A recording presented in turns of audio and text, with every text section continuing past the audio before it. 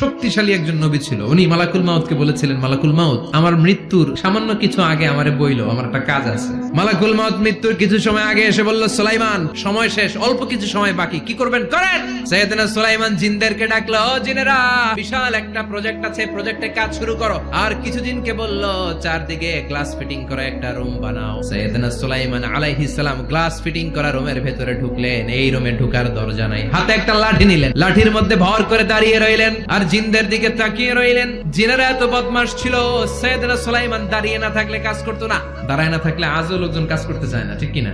সুলাইমান আলাইহিস সালাম লাঠির মধ্যে ভর দিয়ে দাঁড়িয়ে রইলেন আর বললেন, কাজ করো। জিনেরাও কাজ শুরু করলো। ওদিকে মালাকুল মাউত এসে বলো, সুলাইমান সময় তো শেষ। সুলাইমান বলে, সমস্যা নাই, রূহ কবজ করো।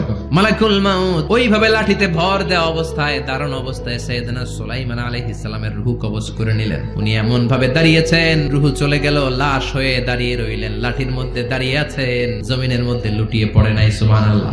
জিনেরা মনে করছে বস দাঁড়ায় আছে, কাজ করতে হবে। করতে করতে পুরা প্রজেক্টের কাজ শেষ।